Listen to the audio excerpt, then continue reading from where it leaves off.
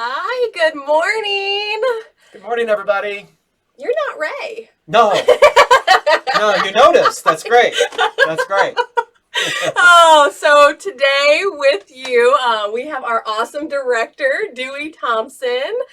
Ray is doing a coaching certification right now, and Yep. so we're really excited she's going through that. It's an intensive Well, actually, if you program. notice, she's kind of online. She but, is, yeah, she is. I want to say, we were talking about this, Ray, just so we know you're watching.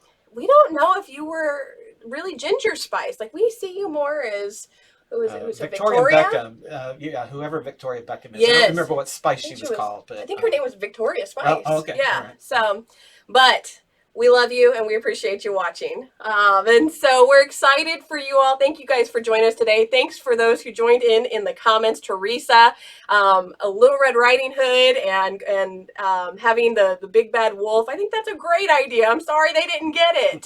What was your favorite costume you've used? Oh man. Okay, I got to go back to a long time ago. I was about 8 years old, and I had really long hair. And my mom makeshift costume for me. We did Pippi Longstocking. Oh, cool. And she used a hanger and pulled my hair Pulled your out. hair out. Yep. Yeah. How about you? Riff Raff from Rocky Horror Picture Show, actually, was one of my favorites. It took me a long Okay. time to get ready. I had to kind of get bald, and so I soaped my hair out and to get that bald look. But Yeah. it was fun. Well, and what was interesting, before we got started today, we were having a lot of fun with our backgrounds. What I didn't know about you, Dewey, was that you were in theater. For 2 years. Yeah. I was on that 8-year plan for my undergrad, and that was just one of the majors that I was attracted to. So but I went through many of them. Yeah. It was fun. Awesome. Well, I'm excited. Thanks for joining us today and talking about body language a little bit.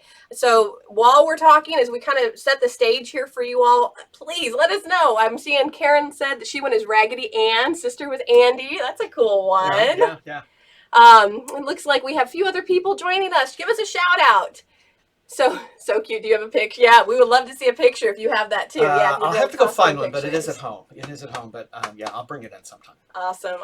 Well, today it's interesting. I'll tell you this morning, I had a little bit of a situation with one of my friends. She was talking specifically about this idea of body language. Mm-hmm. She said that she was working with one of her students, and as she was talking to the student, the student was, okay, yes, and she goes, but honey, your body language says something a little bit different. Mm-hmm. And so I guess to set the stage, when we talk about this, can you tell me a little bit about, you did an awesome training on this before. Well, we often talk about nonverbal communication. Mm-hmm. And when we think about nonverbal communication, I think we need to think about two different types of communication. Messages that are produced by the body, that's body language. Mm-hmm. But you have other types of nonverbal communication. So, for example, messages that are produced by the environment. So I'll give you an example. I went to go do some training at a state agency building at a local rural community. Mm-hmm. And I got there before the doors were even unlocked. And so when they unlocked the doors, I grabbed all my materials. I had my computer bag, my projector bag, a flip chart, a pad. I mean, I was loaded down with stuff. And I walk into this building, and the first thing that I see are these little red dance footprints on the ground. And it goes for about, 10 feet. Where there was a window with a little circle cut out with somebody sitting behind that.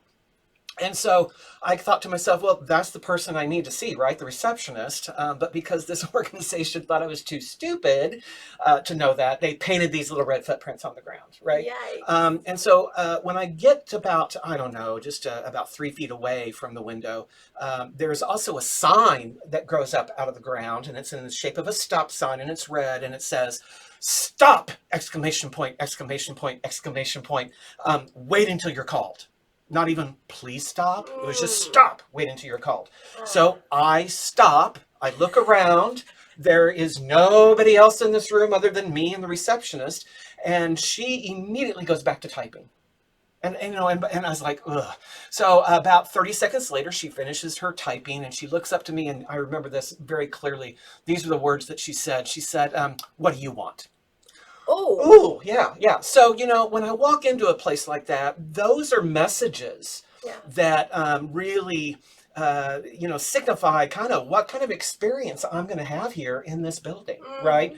That they don't think I'm smart enough to know that I need to go to see the receptionist, that I have to stop at a certain place, so it created some expectations for me. Oh, sure. And I think when we talk about this concept of body language, I mean, truly, it can either enhance your communication with somebody, or it can dilute the message a little bit, or make it very Yes. Yeah. confrontational Well, I think a almost. lot of that, Brianna, is because, unfortunately, I think most of the time we're probably very unintentional with our body language. Right. Don't get me wrong, you got an important meeting with the boss. Sometimes we go in and we're prepared for that, right? We're Right. pretty intentional about our body language. And then other times it just kind of flows out of us. We don't even think about what our body is communicating.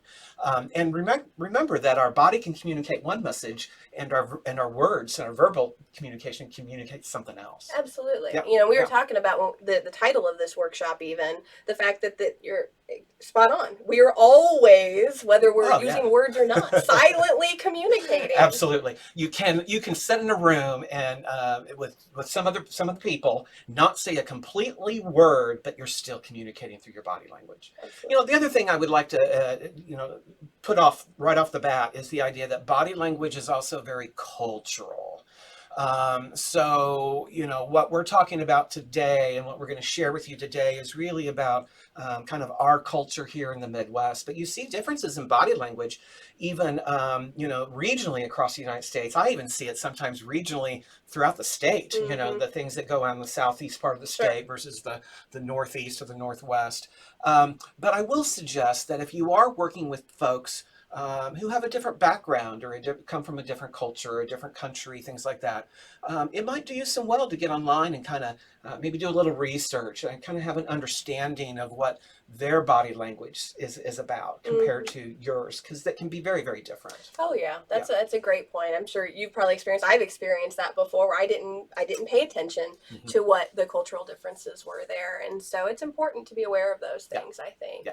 I want to pause for a minute because I want to ask. I'm seeing a lot of participation online. I'm so excited. Thank you guys for sharing in. It looks like we had Debbie as a Princess Leia. Oh, great! Yes, yeah, for a Halloween costume. Please continue that conversation. Yeah. Those honey buns right here. Oh my goodness! I was telling you, I'm thinking that my family and I might go as the Star Wars characters this year. Yeah. Wonderful. Yeah. So here's another thing I want to just throw out there. So for you guys out there, as we kind of talk about different things with body language and experiences maybe that you have had, share with us what is a lesson learned maybe from your own situation or engagement with someone else related to body language. So kind of a lesson learned. I'd love to hear those, and we can share those. I see Ray still on. Thank you, Ray, for being she's like our moderator today. It's very cool. So when we talk about this, obviously setting the stage there, but we know now body language is important. Oh, very, very important. And we talked a little bit about how it can either complicate communication or it can enhance the communication.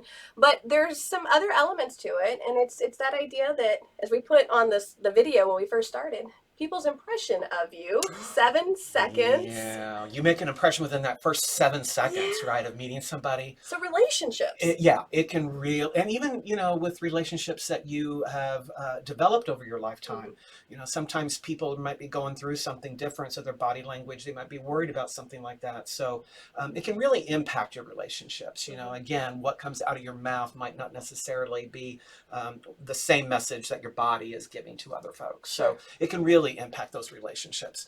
The other thing that I think is important to recognize is how our minds and our bodies are so well connected. A lot of psychologists talk about this, but you change your mindset, different self-talk, and your body kind of follows through, right? The same thing goes the other way. So if you kind of change your body a little bit, let's, for example, people who sometimes might be drifting off when they're listening to somebody, simply just rearranging your body can get your mind re-engaged in that conversation. So there's a big connection between the body and the mind, and it goes both ways, which I think is really interesting. There's also been some research done in terms of the impact of communication. So I think we've got a graphic that we can kind of throw up here. But when we are in a one-on-one verbal communication with somebody, interaction with somebody, the impact of a message, only 7% of that impact is conveyed through your word choice. That's it, just 7%. That's crazy. Yeah, yeah. You have about 38, 35 to 38% is going to be conveyed through what we call your paralanguage. That is the sounds that we hear. So it's the tone of voice, it's your volume, it's your inflection, it's the words you choose to emphasize or de-emphasize. That's what we mean by the idea of paralanguage. But about 50 to 55% of the impact of a message is going to be conveyed through your body language. And that's huge when you kind of think about it. So people are listening not only with their ears, people are listening with their eyes, kind of what they're seeing from people's body language. Yeah, and that, I think when I first started doing trainings, talking about presentation skills, where we talk a lot about body language in there, that graph just astounded me. But I think it also gets kind of diluted sometimes with other people, but it really is the impact of the message. Right. Impact of the message. And so a lot of great research coming out from that doctor out of UCLA, I believe is where it was. Yes, yeah. Yes. So as we're going to get to the fun part here, because one of my favorite things in your training was actually watching you demonstrate some different things related to body language. Yeah. Ta-da. I know, it was great. And so we're going to get to that. So everyone stick with us. And if there's certain questions you have throughout this, please let us know. We'd love to engage with you. I want to pause for a second because it does look like we have some comments coming in. But it looks like Teresa says, Karen says that she's crossing her arms is considered closed, but it's just the way she stands sometimes. Yeah. We'll get into that a little bit, when we think about how we interpret body language. Right. And we'll kind of talk a little bit more about that. So keep that idea in mind there, Teresa. Yes, and that's what we also, Karen says that. Teresa said, I often cross her arms. Yep. And then Ray says, spot on, Teresa and Karen. You have clusters of behavior. And so thank you for moderating some of this too, Ray. We love having you on for that. Yeah. But there are certain purposes that body language serves. Yes. And so when we think about that, a lot of times when you say things get misinterpreted, I think of the poker face that my husband talks often about. And one of the biggest tells he always said was, you'll see somebody like confirming something, like saying yes, but then like their head's doing this, and so really sometimes the body language can not emphasize your message. It can be counterintuitive to what you're trying to relay. Yeah. We use body language for many reasons. One is that, we kind of use it to repeat a verbal message. So I might say something like, the book is over there. And so, my verbal cues and my body language pointing to that book, it kind of just repeats the verbal message. Sure. Sometimes we use it to really emphasize ideas, right? Or we use it to express attitudes with people. I've got a 22-year-old and I get a lot of attitude sometimes from her body language. We also use it sometimes to complement what our verbal message is saying, or like you were saying, to actually contradict what our verbal messages are saying. And sometimes, a lot of people who like a lot of sarcasm, they will often, you'll see that in their body language oftentimes. The other thing that we use this for often is to regulate our interactions with one another. So for example, you might be communicating somebody and they might tilt their head slightly, and they might even nod their head a little bit. And that's kind of a supportive gesture of like, tell me more, tell me more. And then other times we might cut people off, and say, oh, hold on, I've got something to say. So we use it often to kind of regulate our interaction. See, you're doing it right now. I am. I know, and I was even tilting my head when you said that. By the time we're done with this, everybody's, we can't see you. Right. But when I do this live in a training session, it's funny because by the time we're done with this topic, people are just sitting there. They're not wanting to move because I have a tendency to point people out, and what their body language is saying. And sometimes, I guess another purpose that we use this for is to we use body language as a complete substitute for our verbal messages. And, Right. and I'm going to let you all come up with your own examples of that one. One little birdie. Yeah. Oh yeah. Yes. Yeah. Yeah. Yeah. So it's interesting. We don't. It's something that is so subconscious. We don't think about it all the time. But I think what our challenge is going to be, especially after today's session, is challenge people to think about it. Well, and to become intentional with it. Right. I think that's kind of the key with it. So, I guess what I would say is when you are trying to interpret body language, one of the main problems that we have is we look at one gesture and then we make a judgment call about it. So when Teresa said, I fold my arms, okay, and people would say that this is pretty defensive. Now, it is a defense. This is what the research says, is that that this gesture is a defensive posture. It's kind of like putting a shield between you and the person that you're communicating with.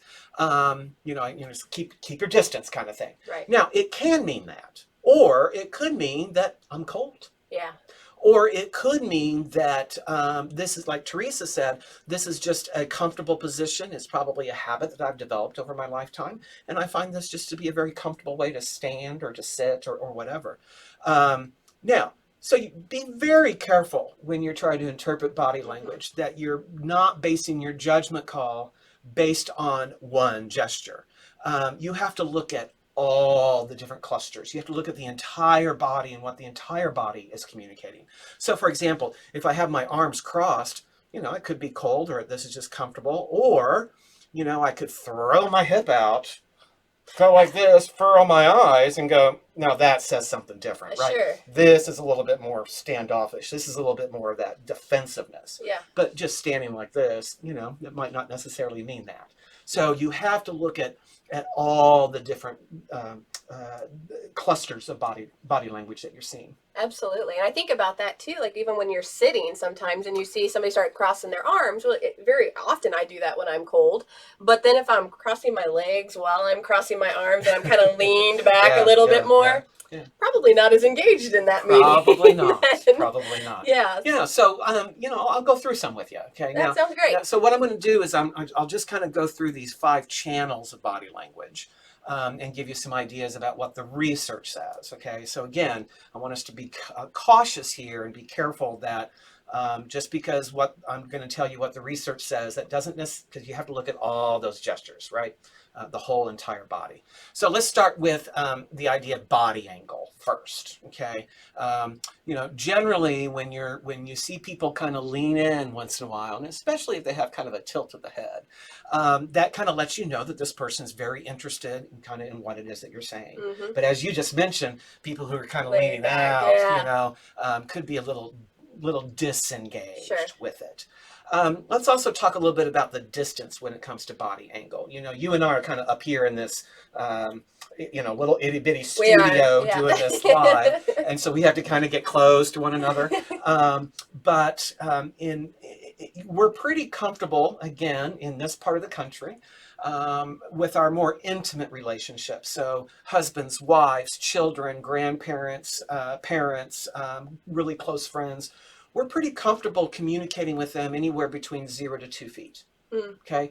In business relationships, it's a little different. That feels a little close, especially with people you might not know so well. So I would really kind of encourage more of a 2 to 4. So if you think about your desk, for example, if you sit at a desk, that's about 2 to 4 feet across.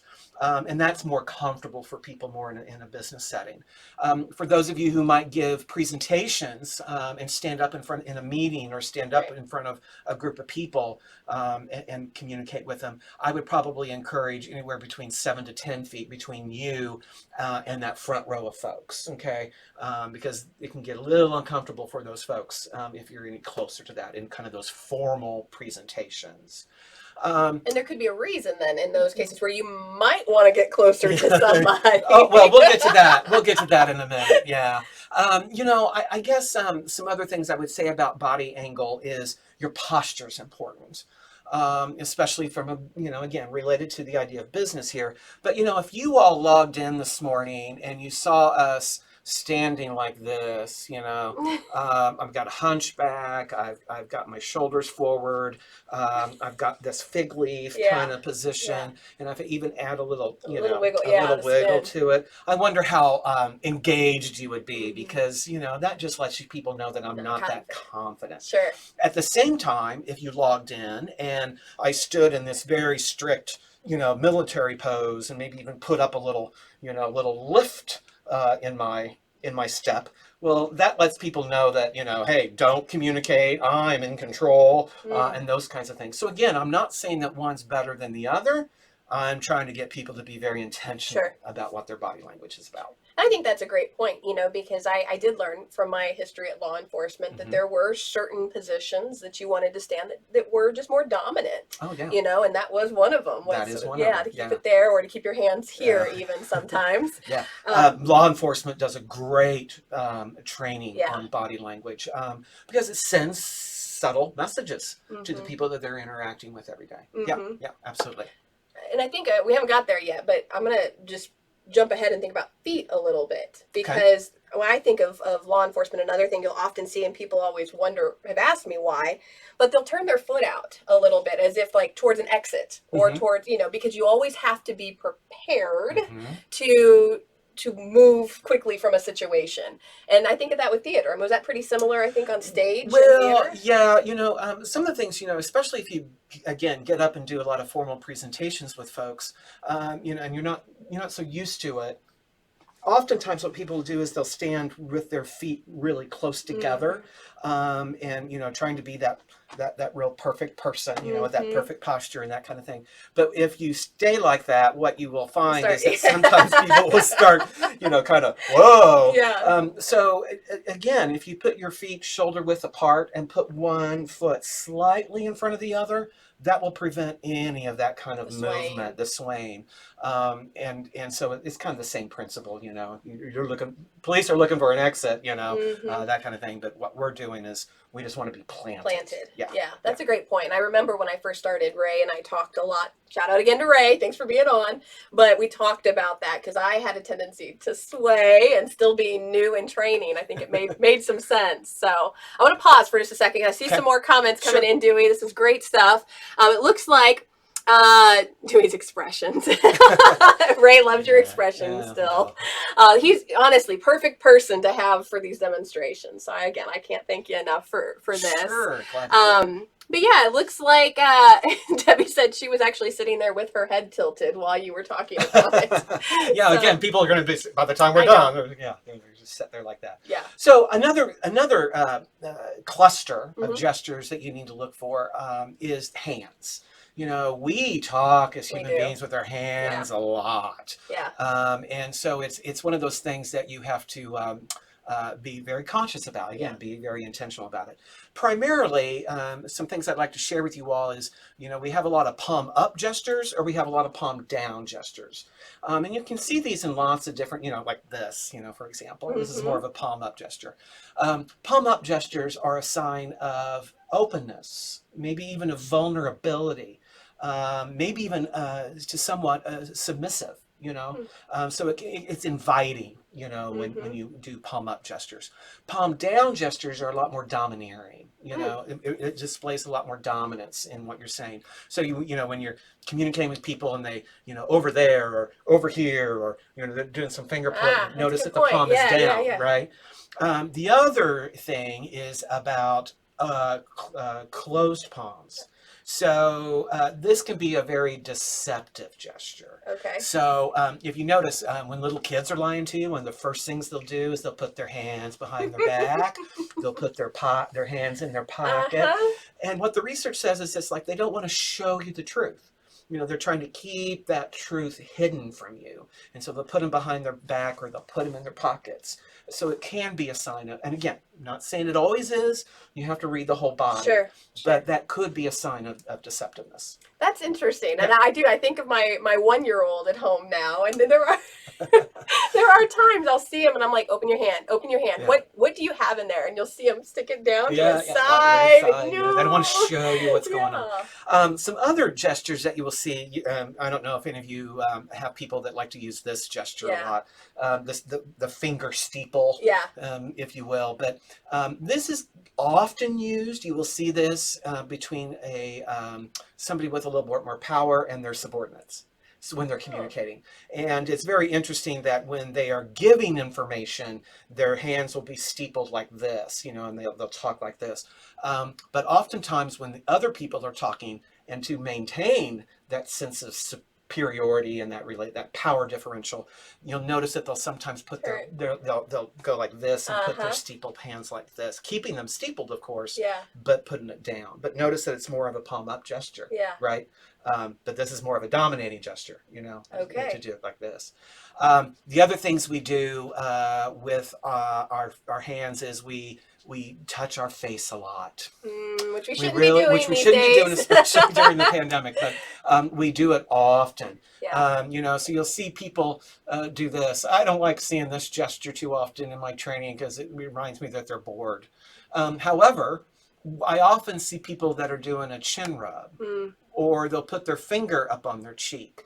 I like those gestures in a training session because that lets me know that people are thinking. It lets me know that's what that gesture means, is they're considering, they're thinking, they're paying attention a little bit.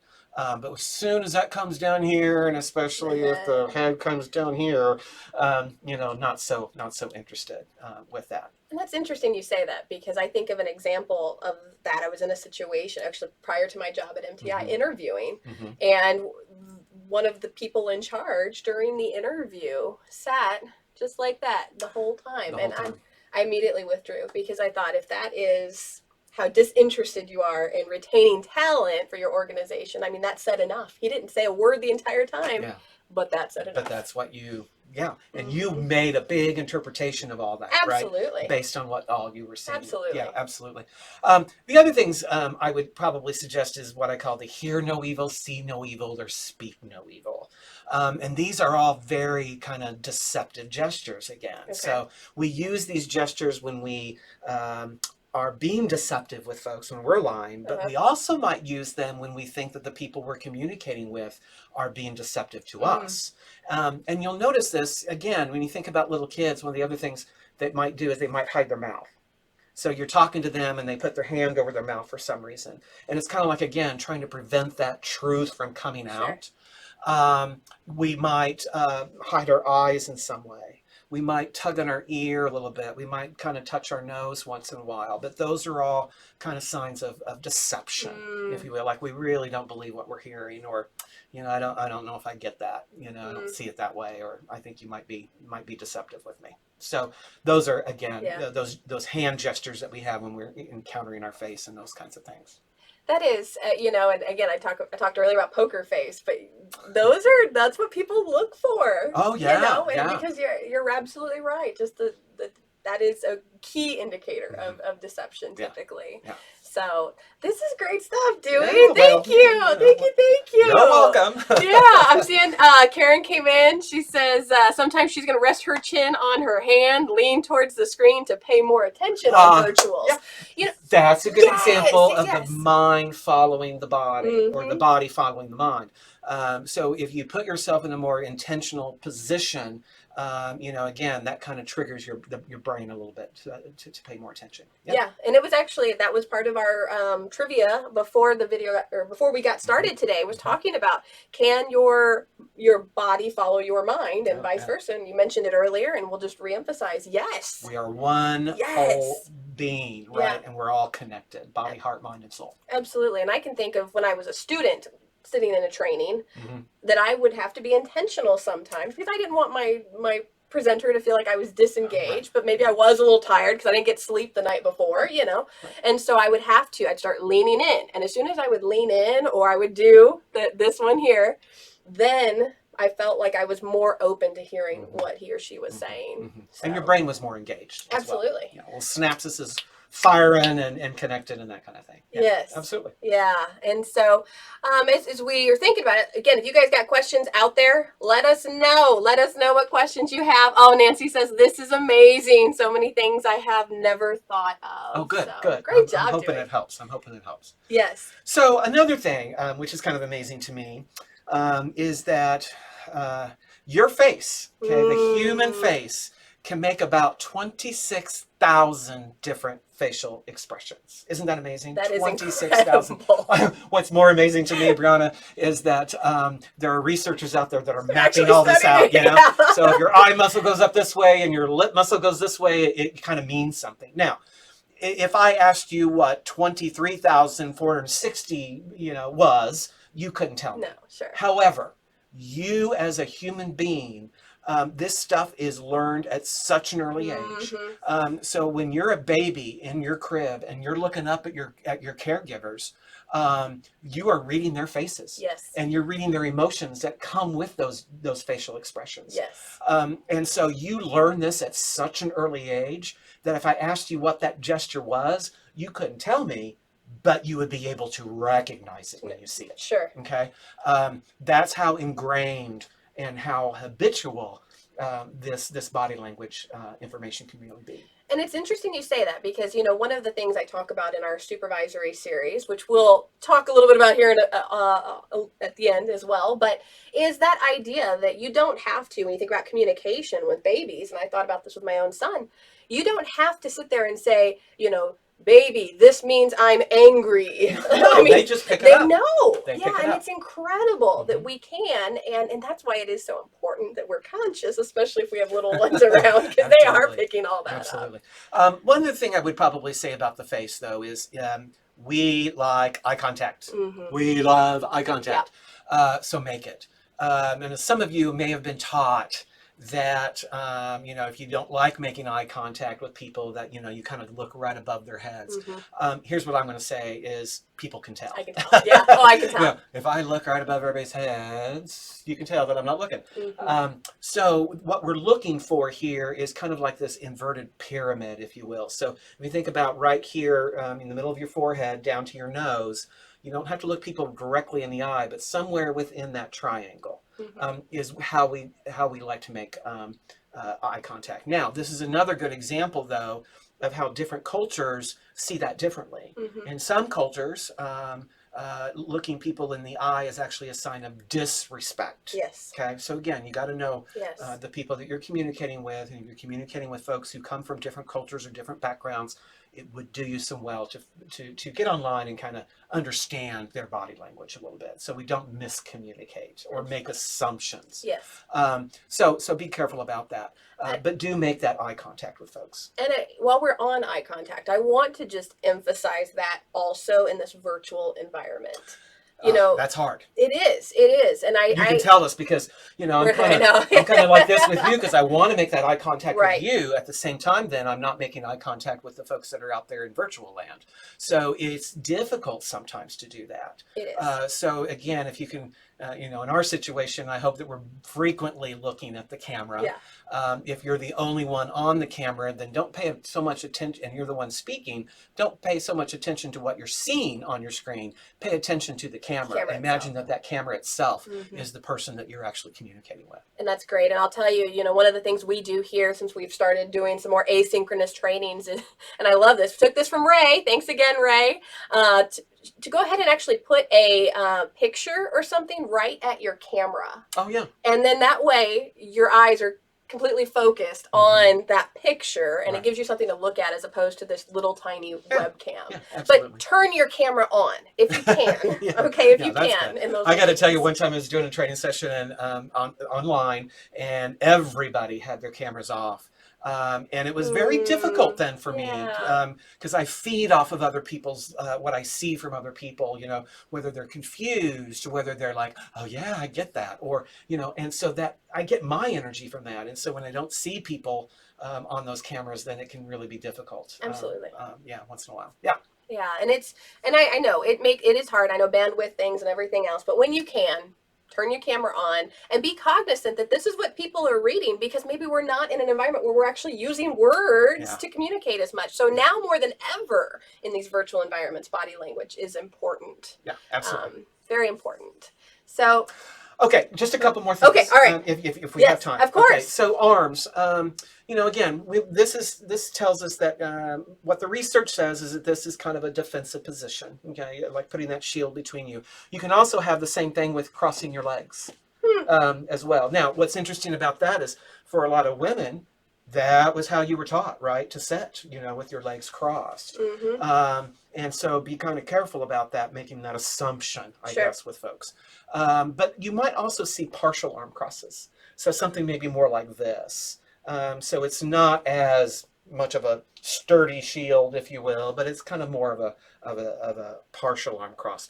The other thing is that when you get frustrated, when people are frustrated with one another in a conversation, I always like to look for the knuckles. Are they white? Because sometimes we hold on to ourselves that's a good point. really hard, because I'm really holding back what I really want to say to somebody. So you might want to take a look at the knuckles. Is there blood flowing through there? Are they really, really kind of white knuckles? But some other things, I guess, this is a sign of confidence, right? If you see people sitting in their chairs and they're kind of leaned back and they got their hands behind their heads, that's a very big sign of confidence. I mean, I'm exposing myself to everybody by doing this, right? Other kind of gestures is, I don't know if anybody gets nervous once in a while when they go in and talk to folks. Maybe your boss or a big boss or somebody you've never met before. That can be kind of a nerve-wracking thing. And if you're nervous, one of the things that I would encourage you to do is to put your arms behind your back and hold one palm in the other. It's kind of like this. Turn it on around, Derry, so we can see. All right. Like Let me see. Yep. Okay. And then just stroll. Take a walk. Okay. A walk around a little bit before you actually go into that interaction. And if you do that, what's happening here is by putting your arms behind your back, it opens your chest. You're able to breathe a lot better. And again, your mind will follow the body. Okay, so as you start to calm down and breathe better, your mind will start to kind of calm down as well. And if you think about it, because it's a big sign of confidence. Sure. When you do that. Yeah. And so when you think about it, I always think about like somebody like Prince Charles. I mean, every time you see him on video, That's true, he's always walking yeah. around like this, and he's very confident in what he's doing, and that kind of thing. So it's interesting. It's very interesting stuff. Well, and I love the idea that we can change our mindset in those difficult situations, maybe those situations where you don't feel as confident, or you're struggling with some confidence in that meeting that you got to go to, or that networking event. Yeah. Maybe for our introverts even, and we're going to do a special on that next month. But let's think about how can we be intentional about changing the way. Another nervousness. You'll see me do this a lot right before I start a training session when I'm working with a new audience, because I get nervous. I've been doing this business for way over 20 years, but I still get nervous every time I go into a room full of strangers and I have to speak to them. Sure. So what you'll see me doing right before I start is I'll be doing this. I'll be rubbing. I think you even saw that this morning. I did. I start rubbing my palms together. This is kind of what the research says is that this is a sign of confidence, that You're building it up. I expect things to be good. I expect things to go well, and so again, your mind is going to follow your body.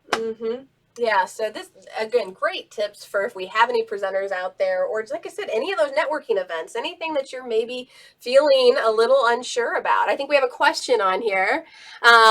She asked a little bit about shaking hands. Debbie was talking about shaking hands, and if there's anything to kind of be told, I guess, when you're shaking hands. And right now, we're not really shaking hands at all, right? I think we're doing elbow bumps and that kind of thing. However, if you are shaking somebody's hand, again, you see the palm up or palm down gesture a lot, right? So I knew somebody in the banking business, and Ray will know this person as well, that every time you shook his hand, it was palm down, okay? And he really grabbed your hand. Sometimes he would put his other hand up on there. Now that's a very dominating type of message that you're giving to that person. Sure. Okay. At the same time, you might see other people put their palms slightly up when they shake their hands, and that's more of an open, vulnerable type of a thing. But I've also had people who give you the limp fish type of handshake, where it's like, they don't even want to touch you almost. So I think the best is somewhere in the middle, you know. But again, be deliberate. Maybe there is a time when you want to be more dominant. Maybe there is a time when you want to be a little bit more vulnerable. But it's bringing that intentionality to your choices of body language. Absolutely. And I'll say, even with that, we talk about the handshaking. Right now, we are in that weird place, and we've talked before on our Facebook lives about it. It's kind of cool to be weird right now when it comes to that, and ask people what they're doing. Are you doing the elbow taps? Are you doing the fist pumps? Or are you shaking hands? But still, I think being cognizant of what you do when you do those things. And maybe what you do is maybe what else you do is you just carry around a little bottle of sanitizer, right? Shake your hand and here, want some? Oh man, it's such a strange place right now. Strange place right now. So as we're beginning to wrap up, I want to just throw out some questions. Do y'all have any questions? It looks like Debbie's asking something about the palms behind your back. I think we touched on that a little bit already. So if you have clarifying on there, Superman pose, heard that it's great before an interview. Yeah, again, it's making you feel confident, right? So to purposely put yourself into this, your mind will follow your body. And so that's, again, another something you can do to really maybe calm your nerves a little bit, maybe gain some confidence, and to demonstrate that confidence to people when you go in and have that interview. Yes. Yeah.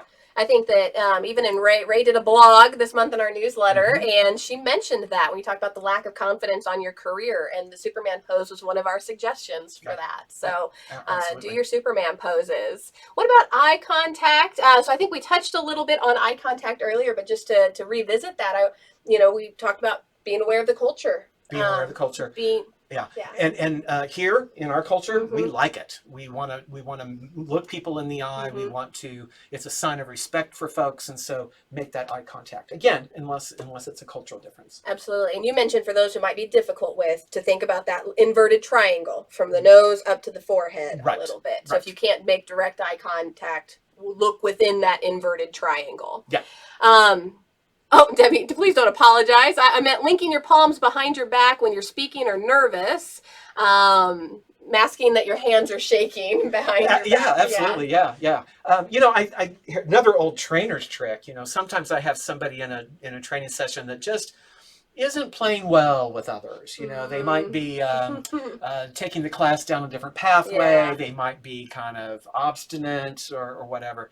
Often what I'll do is I play that distance with them. So, let's say that you're the person doing that. I'll go and stand real close to them. I don't have to look at them.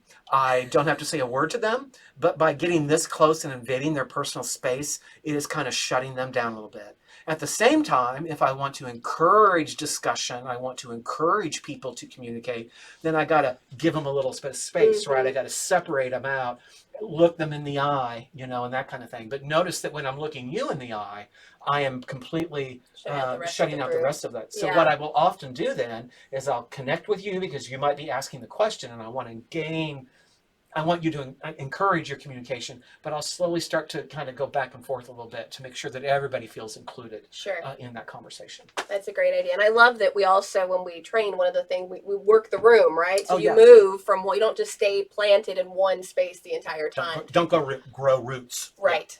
It's good to be planted and be confident and comfortable there, but move around a little bit too. Yeah, absolutely. So, absolutely. All right. Any other questions? Standing side by side versus facing is also a cultural preference. Okay. That's good to know. And so certainly I would encourage, and you've already said it multiple times today, be aware of your audience, your demographics that you'll be working with, and do some research before, because you have to be cautious. There's a lot of great research done on this topic. There is. So ways to really improve. We've talked a lot about it, right? You're aware of different things now. But the biggest thing, Gotta be intentional. Well, yeah, what do you do with this information? You know, that becomes the issue. And so about 3 things that I would encourage you all to do out there. First is to get comfortable interpreting other people's body language. Normally, I don't like saying that because usually I'm a kind of an inside out person. I'm like, you know, change yourself first. But I think in this instance, when you don't walk around with a full length mirror all day long, right? To look at yourself.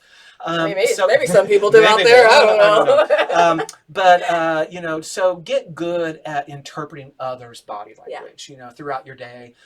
You know, ask yourself some key questions. You know, what am I seeing here? What could that possibly mean? Is the verbal message and the body language congruent, or is it contradictory of each other? You know, those kinds of things. But get good at more accurately interpreting others, and then when you get good at that, then become more intentional with your own.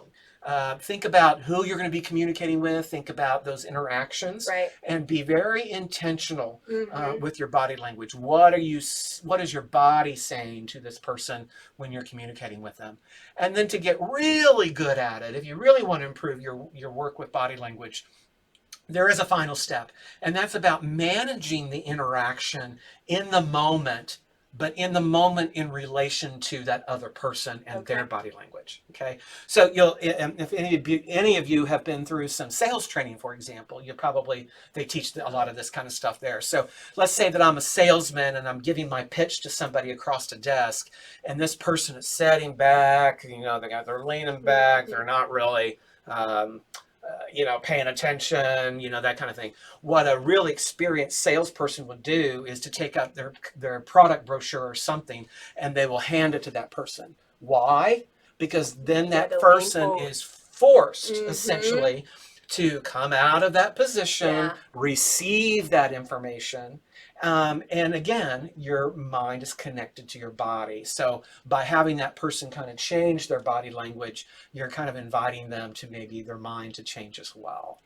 So that's about managing. Well, another one would be the trainer trick I told you about. Invading. You know, that's another one about trying to manage the interaction in the moment in relation to somebody else's behavior and their body language. Yeah. It's so incredible. I guess these little things that we don't always pick up on, right? But there might be reasons behind it. And so I love that concept of take the knowledge, figure out a little bit more, add to it, and then start using it. Absolutely. Like start using it. And then so I used to be a mall watcher. Like before I had a baby, I would sit, because I love people anyway, but I would like to just sit and watch people and see how they interacted. People just amaze me. So heck, be a mall watcher, if you, not in a creepy way, but be a mall watcher. So anyway, as we are wrapping up, we want to say thank you. Yes, thank you, Dewey. Thank you. Oh, no, thank me. Thank you. Everyone. It's fun to do this. I know. I need to get up here and do a lot more of it. Yeah. It's fun. Well, we have some more plans. Later on, we're going to be doing some strategic planning. You and Ray will be doing some strategic planning. Okay. And he's like, okay. Sure, bring it on. Absolutely.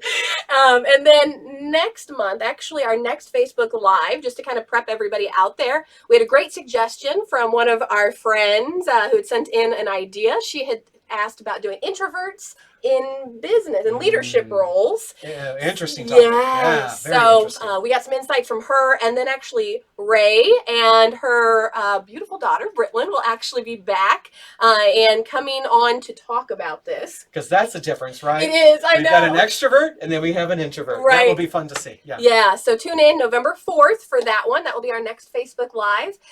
You got any plans for Halloween, Dewey? I like to scare kids a lot, and Halloween is one of my favorite all-time What's your favorite holiday? Not my favorite, but it ranks up there.